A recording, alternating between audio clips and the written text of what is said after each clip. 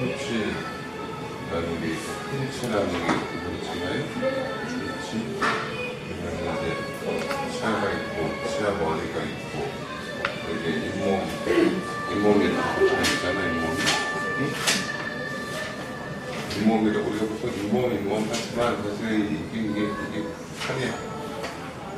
겉에 살이 겉에 있을 뿐이고 사실은 치조골이라는 뼈가 꼬리를 잡아주고 있는 거예요. 잇몸이라는 거는.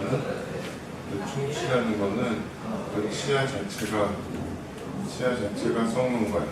그래서 이거를 치과 용어로는 치아 오식증 이렇게 얘기를 하죠.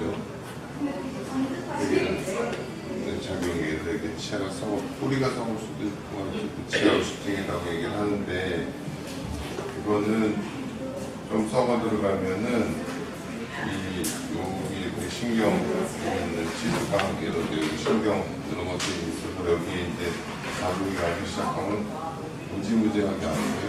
좋지가 않으면 도저히 참을 수가 없어. 그런데 이건 어쨌든 싹 긁어내고 이렇게 메꾸는 식으로 해서 원상 비슷하게 원상 회복을 만들어 놓을 수가 있어요. 충치되는 거는 어느 정도까지 진행된 경우는 풍치는 여기를 이렇게 나누고 풍치는 이 치아 자체는 멀쩡한데 여기도 이제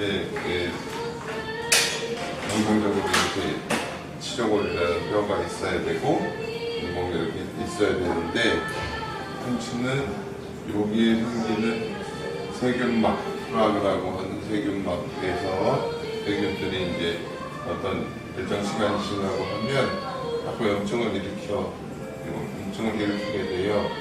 이 세균들의 어떤 작용이 이렇게 오면 이 뼈들이 우리 몸의 뼈는 뼈가 이렇게 바깥으로 드러나 있는 사람은 없어요.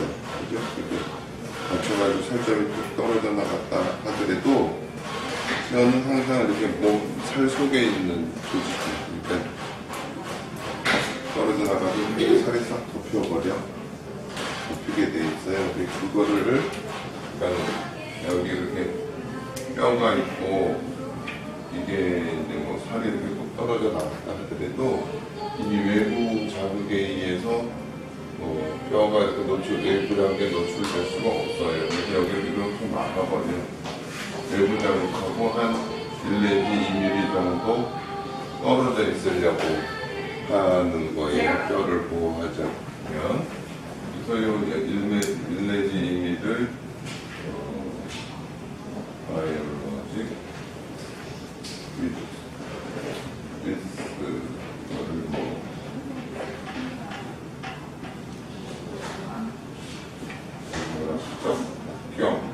폭이라는 얘기야. 뼈는 그래서 이게 세균이 이렇게 해서 막 이제 자극이 오면 뼈가 여기서부터 이제 멀어지려고 그러니까 뼈가 이렇게 내려가 버려요. 근데 그 풍치가 이 속에 생긴 염증이기 때문에 이 뼈에 염증이 생긴 거냐 이제 이렇게 얘기를 했어요. 뼈 속에 염증이 생긴 걸 뭐라고 그래요? 골수염이라고 하나? 골수염. 풍치가 골수염이냐? 그건 아니에요. 골수염이라는 건 이 속에 막 염증이 이렇게 퍼지는 건데 그게 아니고 이 생물학적 합병을 유지하기 위해서 뼈가 이렇게 물러나 버리는 거야. 그럼 어떻게 돼? 그 밑에 또 쌓일 공간이 생기잖아요. 그러면 또 조금 쌓여요. 그럼 다시 또 물러나요. 이런 식으로 진행이 돼서 실제로 우리가 이제 뭐 여러분들 수술 중에 발치한 치아들을 보면 뿌리에 이렇게 치석이 잘 붙어있고 그거보다 한참 밑에까지 뼈가 이렇게 물러나 있어요. 네? 꺼져 있다고.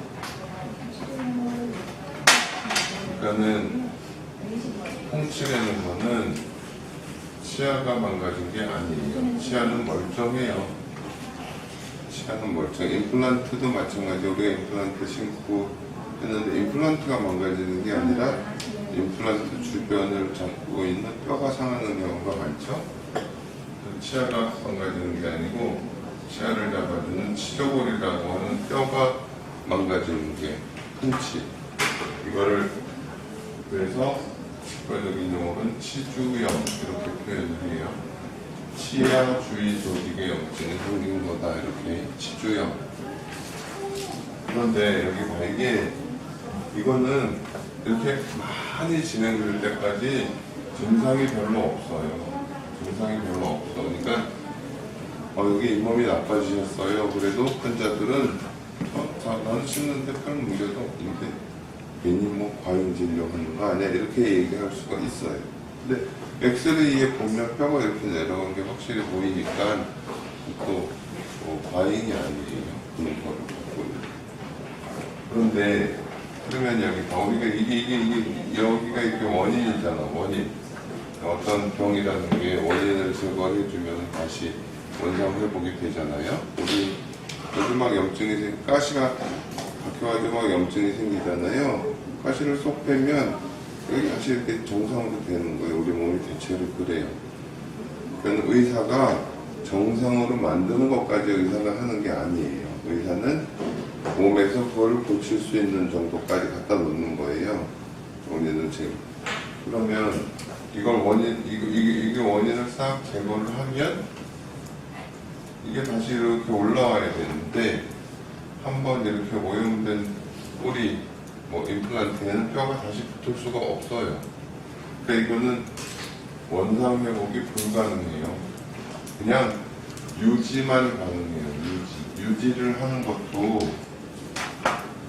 대략 기준이 이 치아 뿌리의 반 이상 이렇게 뼈가 덮고 있고 그 다음에 잘 닦는다는 거는 환자분들이 나는 하루에 10번쯤 닦아요. 그거 아무 소용 없어요. 하루에 10번, 100번 닦는 거 아무 소용 없어요. 우리가 그는 청소들을 집안에서 이렇게 청소를 하잖아요. 그러면 대청소 한다고 이런 거 다 드러내고 하면 밑에 먼지 같은 것들이 있잖아? 그런 것 때문에 망가지는 거예요. 잇몸이 나빠지는 사람들은. 그러니까는 여러 번 닦는 거 하나도 중요하지 않고요. 엄밀하게 얘기하면 하루에 한 번만 완벽하게 닦으면 돼요. 하루에 한 번만 완벽하게 닦으면 돼요. 근데 그게 완벽하게 하는 게 어려우니까 보통 아침, 저녁으로 이렇게 닦으시라고 얘기를 하는 거야. 이렇게. 그런데 이게 지금 이 풍치라는 게 왜 생겼을까요? 왜 생겼어? 뭔지 풍치가 왜 된 거야? 풍치가 왜 생겼을 것 같아? 안 닦아서요. 안 닦아서 아니라 못 닦아서죠. 근데 이 풍치가 있는 사람들은 유난히 이를 못 닦는 사람일까? 이 사람들만 유난히 이를 못 닦아서 이렇게 되나?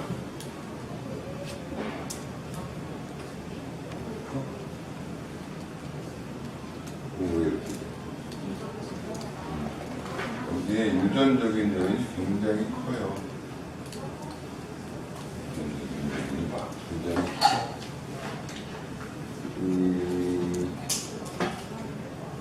한지에는 무슨 유전이라고 얘기해서 어떤 사람은 심장, 어떤 집안에는 심장병 때문에 사망하는 경우가 많다. 그런 경우가 있잖아요. 유전적으로 이런 데가 약한.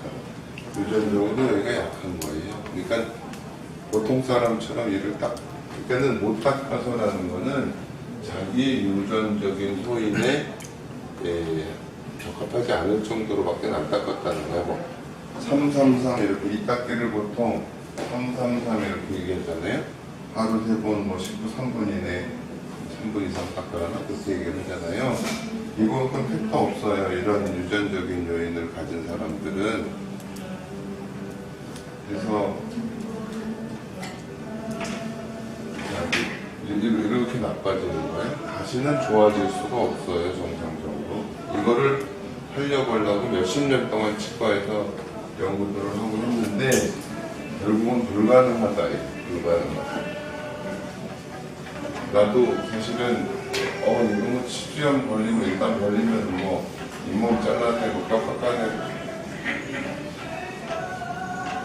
아주 좋아지진 않네. 그게 마땅치 않았다가 그런 거를 다시 살릴 수 있는 뭐 GPR이라는 거를 얘기를 했을 때 이거 참 괜찮아 하고 매달렸었는데 이건 아니에요. 오늘 이를 닦을 때 뭐를 닦는 거야? 이를 닦는다는 건 뭐를 닦는 거야? 왜? 이를 닦는다는 건 뭘 없애자는 거야?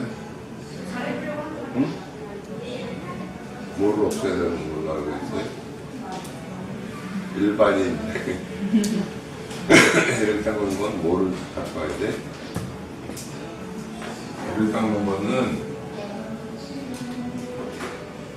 음식물 잔사라고 음식물 찌꺼기를 물론 이것도 없애야 되지만 여기에 생긴 플라그를 제거하는 거예요. 플라그. 예전에는 플라그라고 많이 했어요. 플라그. 지인가? 그러니까 플라그라고 많이 얘기했는데 요즘에는 그렇게 표현 안 하고 바이오필름이라는 미국식 발음으로 B형이죠. B형. 바이오필름이라는 뭐 똑같은 얘기예요. 이렇게 치아 표면에 이렇게 음식 찌꺼기가 아니라 고기를 먹고 자란 세균막들이 이렇게 생긴 거 이거를 세균 때문에 이게 망가진다고 했잖아요. 이걸 없애줘야 되는 거예요. 이걸. 그러면 충치는 왜 생겨요? 단 거 먹으니까 생기잖아요. 그러니까 단 거를 덜 먹고 그 단 거에 의해서 생기는 거를 자꾸 없애줄 수밖에 없는데 충치는 전혀 달라요. 그러니까 맨날 여기 닦아봐야 아무 소용도 없어요.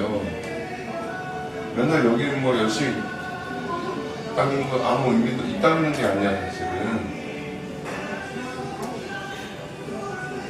여기를 빡빡빡빡 뭐 열심히 문지르고 해봐야 이만 달아. 그냥 의미도 없어요.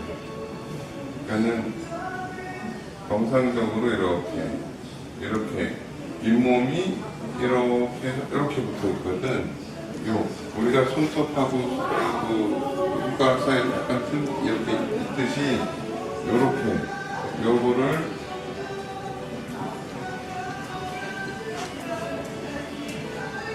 본지발 서커스 우리 병원에서는 저따 이거 막 쓰지 마세요. 쓰고 커피숍도 아니고 이거를 시은 열구라고 이렇게 한자만 있죠. 열구라. 얘를 닦을 때는요 여기에 붙어 있을 수 있는 세균막을 닦아내는 거예요. 세균막.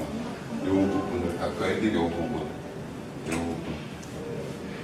그러니까는 뭐 여기 뭐 닦으면 뭐 아무 소용도 없어요. 하루에 100번 여기를 닦으면 뭐예요? 여기서 망가지고 있는데. 그러니까는 얘를 닦을 때 여기 봐요. 칫솔이 요 안으로 이렇게 들어가줘야 돼요.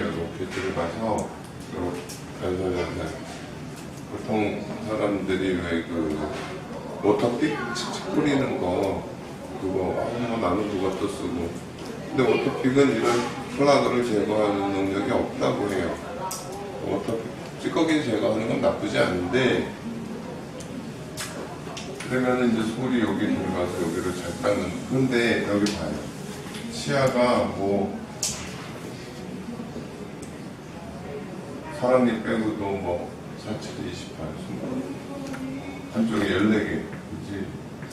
요 틈을 다 닦아야 된다고. 요 틈을 뺑 돌아가면서 치아의 틈을. 그러니까는 여기 바깥쪽도 닦고 안쪽도 닦고 사이도 닦고 그렇게 해줘야 돼. 나는 이를 닦는 거라고 표현하니까 좀 이를 닦는 게 맞긴 한데 이 치아 표면에 붙어있는 플라그를 제거하는 거니까. 그러니까는 그래서 이거를 이제 마스라는 사람이 이렇게 닦는 거를 실제로 잘못 이렇게 하다 보면 이제 찔리고 그럴 수가 있으니까 나는 여기서 여러분 45도 정도로 돼서 옆으로 갖다 댄 다음에 살짝 눌러. 옆으로 갖다 댄 다음에 살짝 눌러. 그 틈에 들어가게.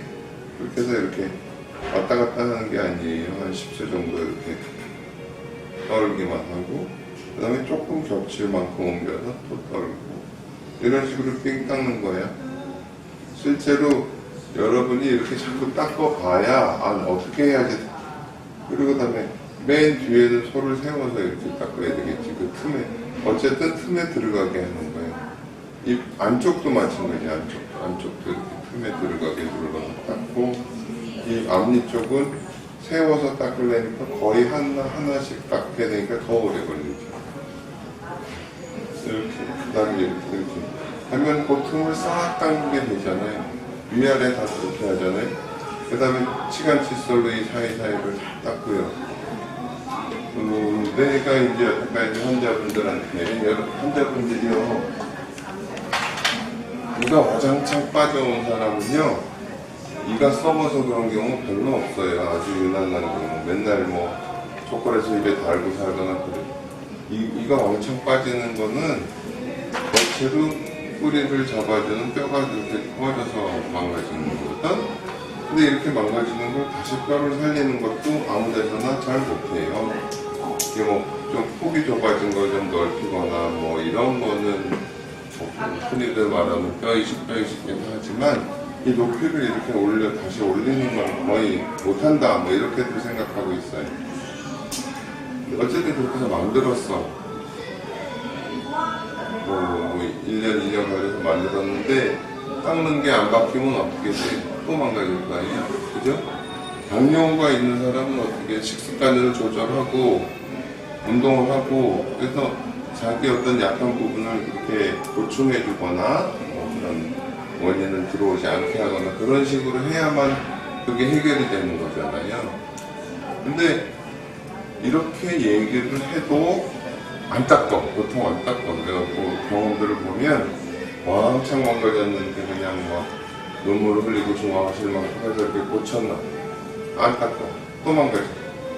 그러면 못 드시면 안 된다고 했잖아요. 그래서 또 해. 그쯤 되면 그래서야 막 또 열심히 닦아요. 보통들 그래요. 근데 얘기를 안 할 수가 없어요.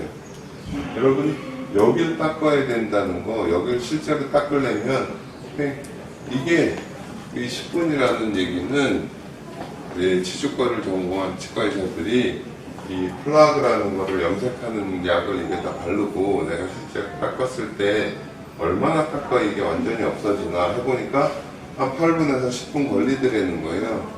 칫솔질 방법을 잘 아는 치과의사가 그렇게 걸린다는 거예요. 그러니까 보통 사람은 당연히 2 이상 닦아줘야 돼요.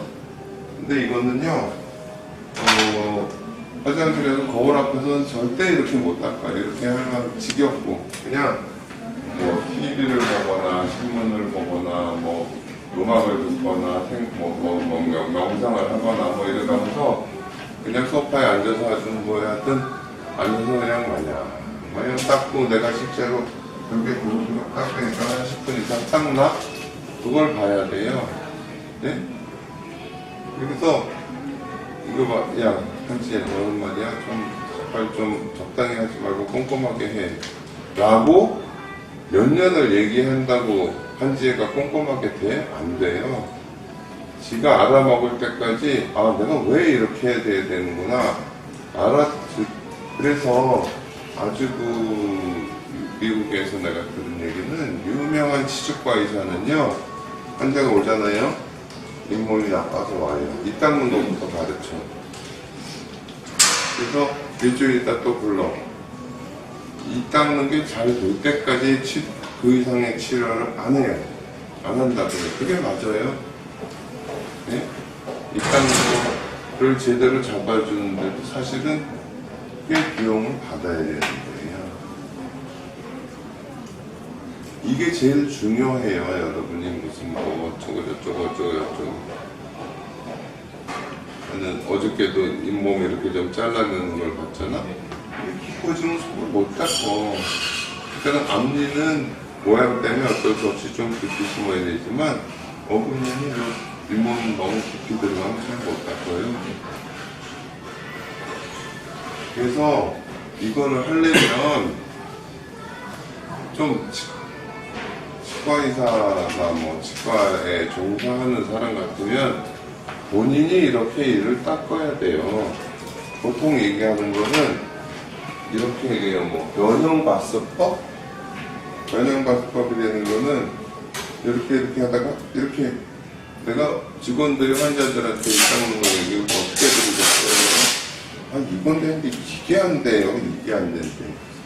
이거 별 필요 없어요. 나는 이렇게 안 해요. 그냥 이 속에 잘 닦는 게 중요해요. 근데 너무 아프지 않게 닦아야지. 피가 나면 부드럽게 더 닦아야지. 피가 난다고 또 안 닦거든, 사람들이. 증상이 없어. 흔들렸다 싶으면 증상이 만성질환이라는 거, 당연히 고혈압, 인정머니 하는 거는요, 증상이 나타났다 그러면 이미 늦어버린 거예요. 근데 증상이 없으니까 환자들이 얘기를 해도 그걸 잘 안 해. 뭐 당뇨 때문에 심장병이 왔다 그러면 그때는 이미 늦어버린 거지. 정상으로 돌아갈 수가 없어요. 예방한. 그러니까는 어떤 사람은 뭐 3개월마다 오라고 하고, 근데 뭐 3개월, 근데 친구 얘기를 들으면 전남대인가 치주과에 있는 미국소 공부한 치주과 교수 아는 친구. 어떤 사람은 한 달에 한 번씩 불러서 스케일링을 하는데도 계속 망가진대. 닦는 게 없다. 24시간이 지나면 이게 굳어가지고 이제 닦아도 안 없어지는 상태가 된다고 해요. 그런가? 그러니까는 24시간 안에 완전히 닦아내려고 노력을 해야 될 거 아니야. 그냥 이런 개념을 좀 알고 해야지 무슨 뭐 위를 닦고 뭐 어쩌고. 자기도 그렇게 안 하면서 환자한테 설명한다고 그게 설명이 돼? 네? 자기가 하면서 해야 얘기가 되는 거잖아요. 강의를 하는 게 무슨 뭐 교과서 읽어보고서 학생들 앞에서 강의하면 학생들이 그걸 이해를 해? 절대 못해. 자기께 된 다음에 얘기를 해야지 되는 거지. 알겠어요? 아는 척하지 마세요. 내가 직접 할 수 있는 것만 얘기할 수 있는 거예요. 일단, 그러니까는 이게 제일 중요한 거예요. 여러분들이 하는 게 무슨 뭐 석션 잘하고 뭐 잘하고가 아니에요. 이게 우선 기본이 돼야 되는 거예요. 아시겠어요? 그러니까 마스법으로 얘를 닦고 치아 사이가 넓지 않으면 치실을 다 쓰고, 치간 칫솔도 마찬가지예요. 치아 사이가 이렇게 치간 칫솔을 쓰는 이유는 이 면에 붙어 있는 플락을 닦자는 거잖아. 틈이 넓으면 굵은 걸 쓰고 가는 데는 가는 치간 칫솔을 쓰겠지만 가는 걸 써도 여기 닦고 여기 닦고